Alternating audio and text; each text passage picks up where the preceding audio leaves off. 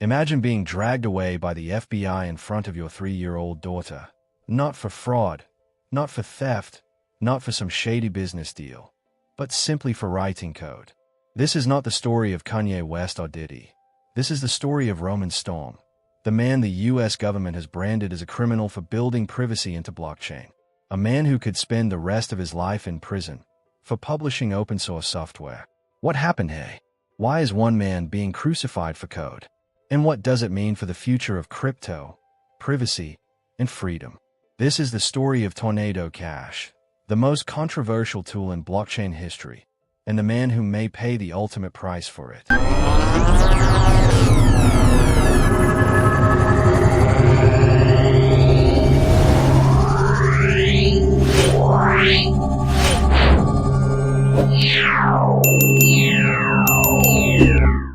The most cancelled man in 2025 isn't Kanye West, it isn't Diddy, and it isn't some controversial celebrity who thrives on headlines. Instead, it is a quiet, 36-year-old American developer named Roman Storm. He isn't a rock star, a politician, or a billionaire tech mogul. He is just a coder, a man who once sat behind a computer screen writing open-source software.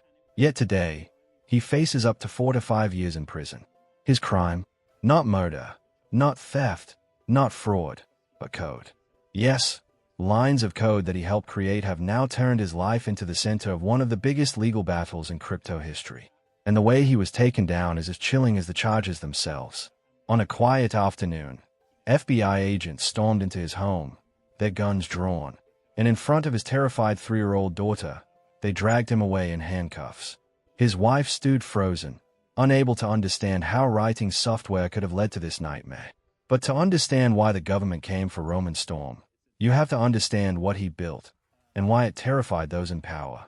Every time you send cryptocurrency from one wallet to another, the transaction doesn't vanish into thin air. It is permanently etched into a public digital ledger called a blockchain. For Ethereum, that ledger is Ethereum itself. Every coin moved, every address used, every single transaction in history is visible to anyone who looks. That transparency is the foundation of trust in crypto, but it comes with a dark side. It destroys privacy.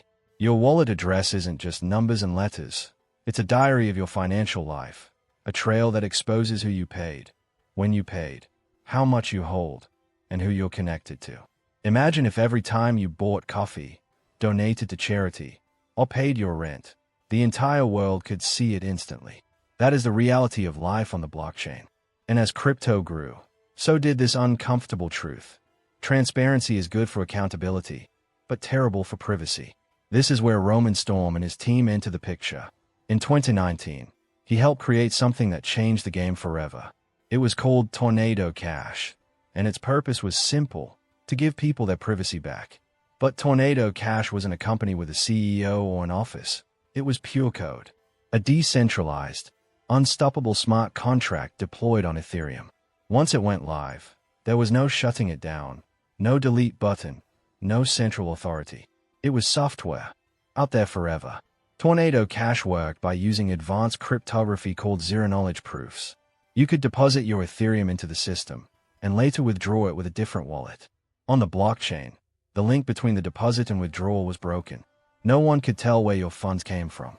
It was like stepping into a digital tornado, where the trail of your money disappeared in the swirl. For the first time, financial privacy was possible in crypto. For activists living under dictatorships, it meant survival.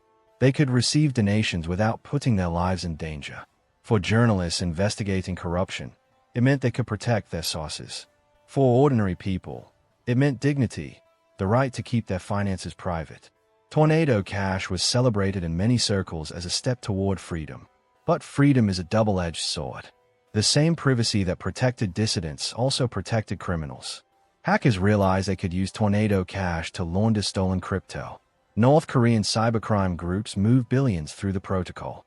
Suddenly, Tornado Cash wasn't just a tool for privacy. It was being labeled a washing machine for dirty money. The US government responded in a way that shocked the entire crypto world.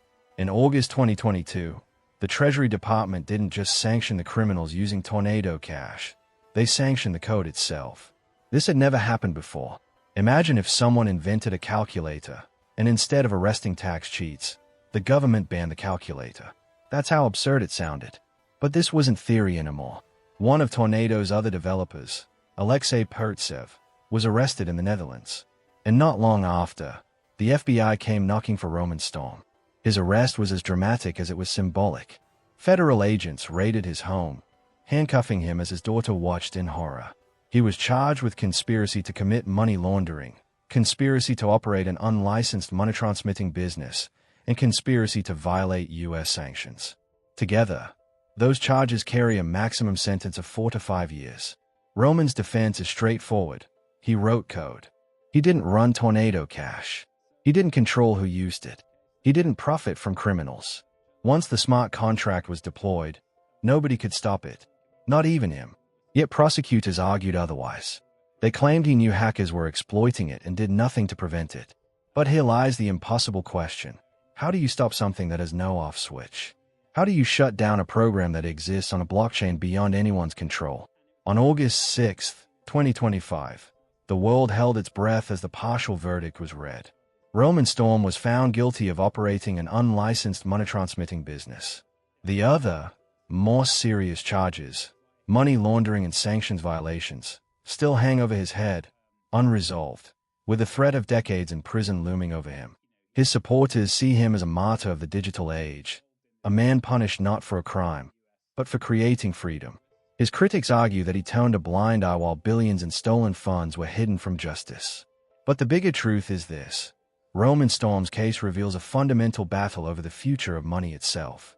Crypto has a perception problem. The vast majority of transactions are legitimate, but the headlines only ever focus on the scams, the hacks, and the rug pulls. Meanwhile, cash remains the #1 tool for global money laundering. Yet nobody calls for banning cash. Why? Because it is normal. Crypto, on the other hand, is new. And when voices stay silent, when people fail to explain the real value it brings, governments and mainstream media get to define the narrative. To them, crypto is nothing but a criminal's playground. And in that silence, people like Roman Storm are left to pay the price. In the end, Roman Storm may be just one man, but his trial isn't just about him. It's about whether privacy is a right in the digital world, or crime. It's about whether code can be treated like speech, or like a weapon. And most of all, it's about who controls the future of money, the people who use it, or the governments who fear it.